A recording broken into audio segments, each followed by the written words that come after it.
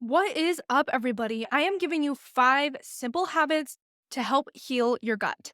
A few weeks ago, we talked about 5 signs that your gut health is trash. So, this week, I wanted to give you very simple habits that you can implement today to help you heal your gut. Gut health issues is an ever present issue in society today and increasing exponentially, but you don't need to suffer anymore. Listen to the podcast to get these tips. All right, everybody. So, these 5 simple tips are super easy to implement. I mean, even starting today or the next time you go to the grocery store. So, to dive right in, the first habit is going to be to eat slower. Eating slower can have many benefits for digestion. When you eat at a slower pace, it pretty much allows your body to process and utilize the food that you consume better. So, I'm just going to share a few ways that eating slower can improve your digestion. Because obviously, if I just tell you to eat slower but not give you the reasons why, then you're probably not going to do it because you don't know why you need to do it. So, the first thing that it helps with saliva production. Eating slowly can give you more time to chew your food thoroughly, which helps break down food into smaller particles, making it easier for digestive enzymes efficiently, to work effectively. This also allows for the food to, mix with your saliva, which also contains digestive enzymes like amylase to start breaking down carbohydrates. So, in case you didn't know, 15% of digestion actually occurs. Pretty sure it's 15%, but it occurs in your mouth, a pretty significant amount in any way. So that's why it's really important to make sure that you're chewing your food properly, because if you don't chew it properly, it's just going to make it harder on your gut or your stomach and your gut to break it down. The next thing is it reduces your air intake. Eating too quickly often leads to swallowing more air, which can cause, gas and bloating, which no one wants that, right? But when you eat slowly, you're less likely to swallow excessive air, pretty much just reducing the risk of digestive comfort. This isn't really like a GI problem, but obviously, if you want to feel comfortable after you eat, is definitely a benefit. Next one, satiety signals. So, this one is really important to listen to. Eating slowly pretty much gives your body more time to recognize that you're full, okay? When you eat quickly, it is way easier to overeat before your brain has a chance to receive the signals that you're satisfied, which of course leads to overconsumption and potential digestive discomfort. Because by the time maybe you're finished with your plate or your body, signals to you that you're full, you've already eaten way more food than your body needed, which obviously can put you in an surplus or can just make you extremely uncomfortable. So, making sure that you're eating slowly, especially when you're not trying to like put on weight. Some people are trying to like gain muscle or whatever. So sometimes they have to eat faster to kind of like not get that satiety signal because they want to eat more food than their body needs. But especially for people who are wanting to maintain or lose weight, making sure that you eat slowly will be a very, very good thing for helping your body give you that signal pretty much that it's full, which can help prevent overeating. So that is a really important tip to remember. So if you're going to take anything away from this, remember that one. The next one is it helps with optimal stomach function. It pretty much allows your stomach to gradually stretch. It also signals the brain to release digestive enzymes and gastric juices at an appropriate rate. This can obviously help prevent indigestion and reflux. Because obviously, if your body doesn't have enough digestive enzymes or gastric juices, then your food is not going to be breaking down properly, or you're not going to have that like good gut brain connection when you're eating, leading to, of course, you're going to have that indigestion and maybe acid reflux. If you deal with a lot of acid reflux, this may just be what is causing it. I know many people who eat way too fast and they complain that they have acid reflux and they take Tums for it and then they end up eating like a ton of Tums, which is not good for your digestive health, just so you know. So, anyways, that could be one thing that you can highly consider. Next thing, along with making sure that it's breaking down your foods properly and everything like that, that leads to helping you have better nutrient absorption. So, obviously, chewing your foods, making sure that your foods are getting broken down properly in the mouth and in the stomach ensures that the body can extract as many nutrients as possible. So that's definitely another consideration that you want to know when it comes to chewing your food properly. Because obviously, even if you're trying to lose weight, your body still needs nutrients and you still want to get as many nutrients as you can out of the food that you're eating. So making sure that you're getting those nutrients is extremely important. The next one here reduces the stress on the digestive system. When you consume food slowly, rapid eating can very easily overload your digestive system, potentially leading to issues like cramps or the nasty symptoms like diarrhea or constipation. No one wants that stuff. So, making sure that you're not consuming food too quickly is definitely really important. And the last one here is it pretty much just helps you fully enjoy and appreciate a meal. You'll probably feel like you're eating more food because you're eating it slower, and you'll also be in a more relaxed state, which also being in a parasympathetic state also helps with digestion. So there's many benefits of eating slowly. Sometimes it's very difficult to just like stop and eat slowly, but if you're going to implement any of these tips, please implement this one, okay? To practice eating more slowly, definitely consider these tips here. First, obviously take smaller bites. Another thing, if you have a really hard time slowing down, put your utensils down between bites. That one can be annoying. Maybe you just do it like when you're starting to try to eat a little bit slower since it's such a habit to eat a lot of food really fast. Savor the flavors and textures of your food. Obviously, if it's food that's good, try to enjoy it. If it's not good, whatever. Hopefully, you're eating yummy food. And then chew each bite thoroughly. Drink liquids between meals rather than during them. So a lot of people, they like take a bite, chug water to get the food down, and they take a bite again. That might be because you're not allowing your body to produce enough saliva, so it feels like you're just like dry swallowing a bunch of food and then you feel like you need to drink a ton of water with it. Also, just a side note, when you drink a lot of water with your meals, this can actually inhibit digestion in your stomach because then your stomach acids are more diluted, making it more difficult for your body to break down the food. So, just a quick little note there. You can drink water during your meals if you have to. I just recommend, like, while you're eating, try to keep it below a cup of water, like an actual cup of water, to just help optimize digestion. Next one, set aside time for your meals to avoid rushing through them. Back in college, I would eat food, like in the car or like in between classes and stuff. I know for some people, maybe they have like 30 minutes for lunch and maybe they like also want to get a walk in. So they want to eat real quick and then get a walk in or whatever. Not everyone's lifestyle is the same and not everyone can do, everything perfectly. But if you can, try to set aside time for your meals or at least as many meals as you can, just so you're able to implement this habit effectively. But anyways, just to recap, eating slower can be a very simple and effective way to improve your digestion, prevent digestive discomfort, and promote overall health and well-being. So now that we've gotten through that took a little bit. All right, the second one here is to eat quality whole foods. There are many positive impacts that quality whole foods can have on your health, but just to go through them real quickly. First one, obviously, when you're eating more whole foods, there's usually a higher fiber content. These can be found in things like fruits, vegetables, whole grains, legumes, etc. Fiber pretty much aids in regular bowel movement and prevents constipation by adding bulk to the stool. It also helps maintain a healthy gut microbiome, which is essential for proper digestion. Now, I could go on for a very long time talking about fiber, but I'm not going to because that's not the topic of this episode. But definitely understand that fiber is extremely important for your health and your digestive health. So, eating whole foods is a really good way to get more fiber in. Next one is nutrient density.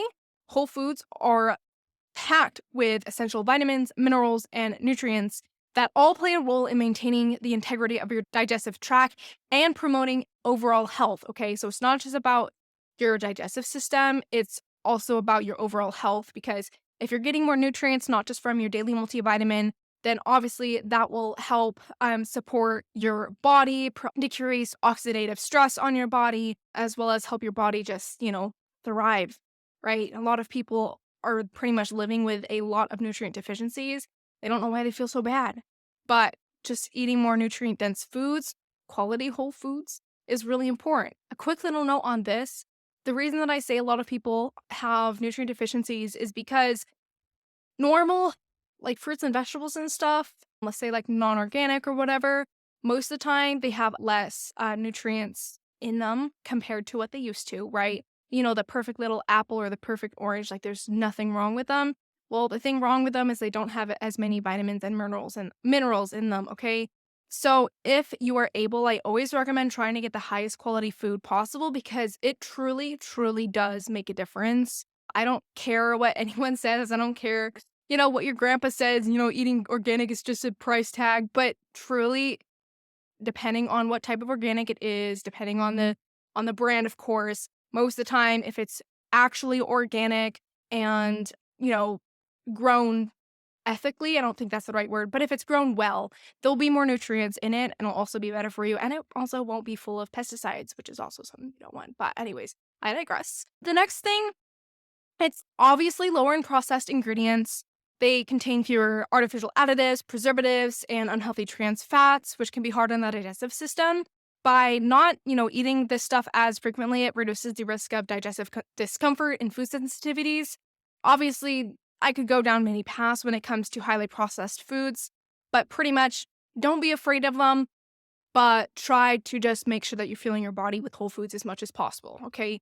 So the next one here can help you eat a more balanced ratio of macronutrients, so carbohydrates, proteins, and fats, making it easier for the digestive system to break down and absorb nutrients efficiently. If you're eating most highly processed foods are pretty much just full of sugar and fat, okay? There's nothing wrong with, let's say, carbohydrate or fat. However, the type of them really matter, okay? And so if there's anything that you could do for your health, it would be eating more whole foods and not just eating a bunch of that highly refined sugar and hydrogenated oils, okay? So the next one here is increases your hydration. So many fruits and vegetables have high water content, which obviously, provides you with hydration, which is helpful for proper digestion.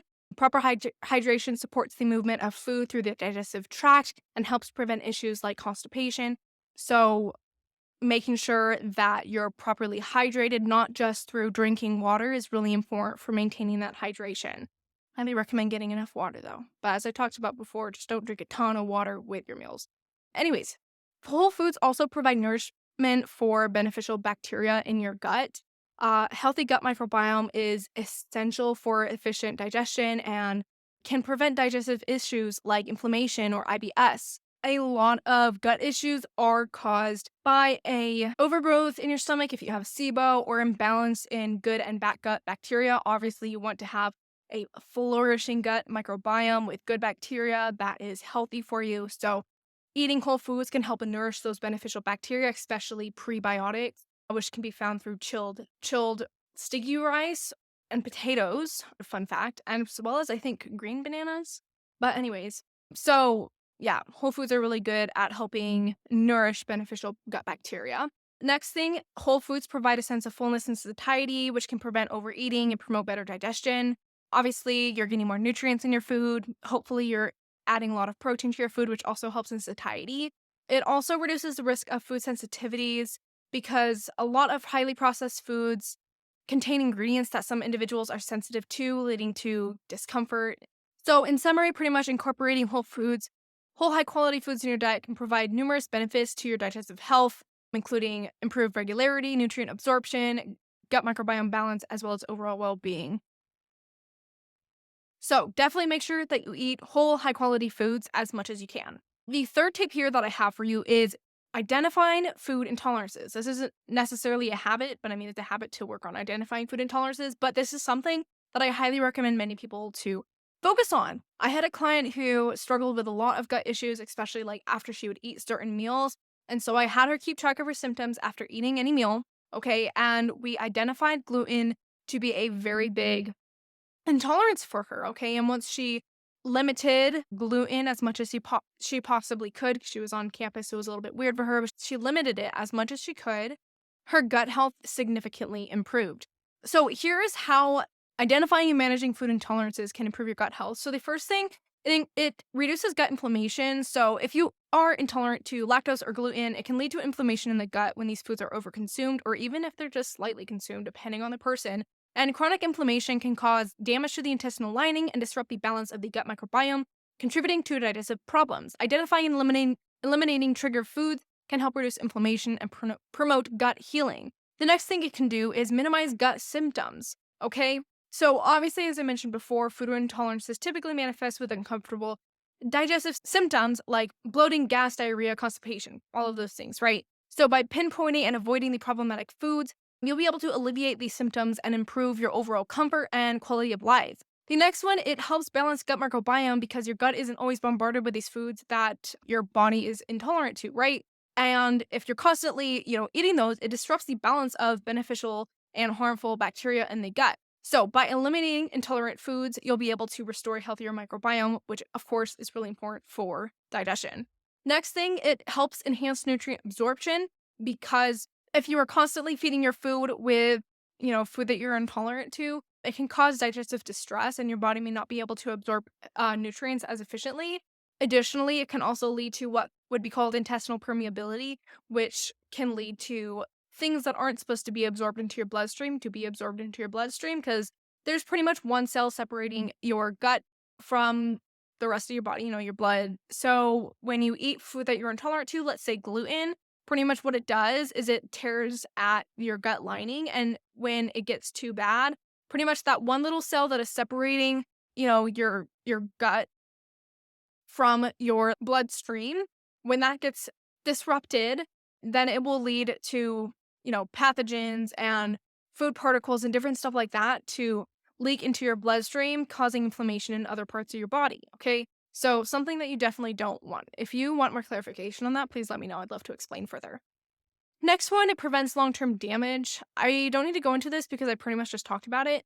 The next one here is it reduces the risk of IBS. So, by identifying and managing these intolerances, you can reduce your risk of developing IBS or manage existing IBS symptoms more effectively. Obviously, it'll also enhance overall digestive comfort and promote a healthy relationship with food because if you're not always getting bloated after every single meal, that can definitely improve your relationship with food because if you're constantly uncomfortable, bloated, whatever after every single meal, that can lead to unhealthy food patterns. So, anywho, that is why you should definitely identify your food intolerances. To identify your food intolerances, I highly recommend keeping a symptom journal of the food that you eat and see if you can identify the food that you're intolerant to. Another thing that you can do is go through an elimination diet.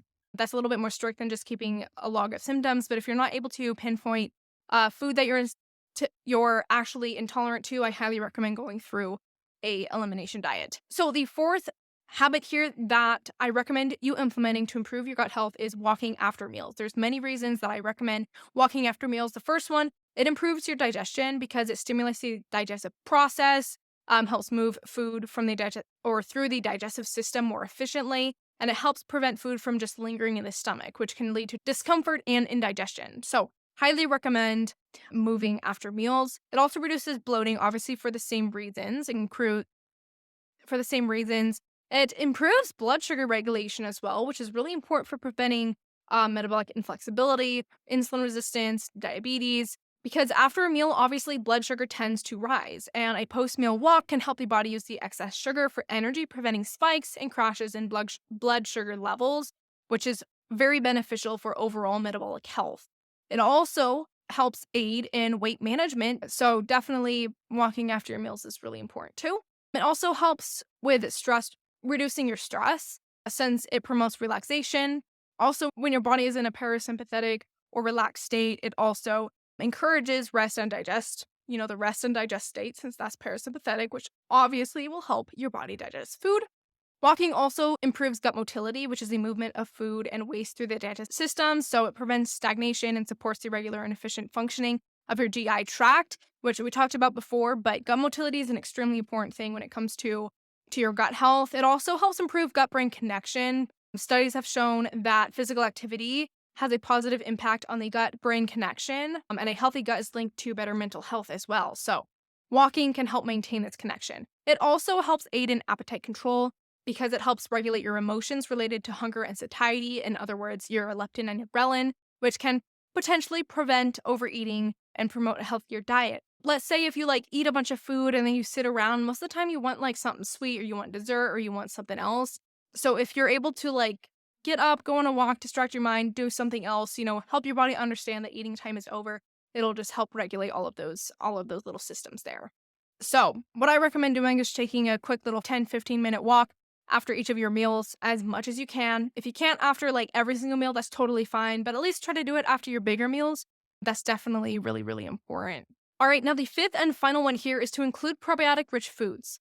Probiotic rich foods improve gut health by providing beneficial microorganisms into the digestive system, and it helps balance gut microbiome It helps enhance digestion because they assist in breaking down food and absorbing nutrients. They also produce enzymes that help digest complex carbohydrates and fiber, which can otherwise be challenging for the body to process. It also helps strengthen the gut barrier, so probiotics can improve the integrity of the gut lining, reducing the risk of intestinal permeability that we talked about before. So it pretty much prevents undigested food particles and harmful bacteria from entering the bloodstream, as again we talked about earlier, and how that can occur. It also helps boost immune function. A fun fact, a significant portion of the immune system is actually in the gut. Like an incredible amount of the immune system is in your gut. So probiotics help improve the immune response because it's able to enhance the body's ability to fight infections and diseases. The next one, it helps inflammation because imbalances in the gut microbiome can lead, obviously, as we talked about before, to inflammation, which can cause issues in your digestive system or your systemic health. Okay, so probiotics can help reduce the inflammation by promoting a healthier gut environment because you have a flourishing gut microbiome. The next one, it can help alleviate digestive disorders like IBS, diarrhea, constipation. Probiotic rich foods can help just provide relief for some people. Next one, it helps manage food sensitivities because it helps aid in digestion and the breakdown of certain foods. So, if you're sensitive to a certain food, maybe just a little bit, like maybe gluten or dairy just like gives you a little bit of indigestion sometimes, but it's not super bad. It can just help aid in it. If you have a full on food sensitivity, then I highly recommend taking those out and healing your gut before trying to add them back in. The next thing, it also helps support mental health. As we talked about before, everything is connected because it helps improve the gut brain connection. Okay. So, a few foods that are probiotic rich include things like Greek yogurt, kefir, sauerkraut, kimchi, miso, and other fermented foods. Probiotic supplements are also available, but I highly recommend if you're not going through a specific gut health protocol or you're not looking for a specific strand, I just recommend going to probiotic rich foods first. But if you want to go through a full on gut healing protocol, or maybe you consult with a healthcare professional or a coach that suggests that you take a specific probiotic, you can definitely do so. But most of the probiotics, I will admit, on the market are highly overpriced and not very effective. So it's really important for making sure that you take the right supplements if you do decide that that is what is right for you. But save your money if you don't need to do that and just get it through food, okay? So, anyways, those are the 5 tips to help you improve gut health. If you need any clarification for anything that we talked about today, please reach out to me. Send me a DM on my Instagram at Rachel's Fitness LLC, and I would love to chat. And if you've been dealing with gut health issues for a very long time and you feel like you've tried a lot of things to help improve it, maybe you've tried all these habits, whatever, shoot me a DM because I would love to see what you would need to further improve your gut health with more advanced protocols. Alrighty, I will talk to you soon. I'll see you in the next episode.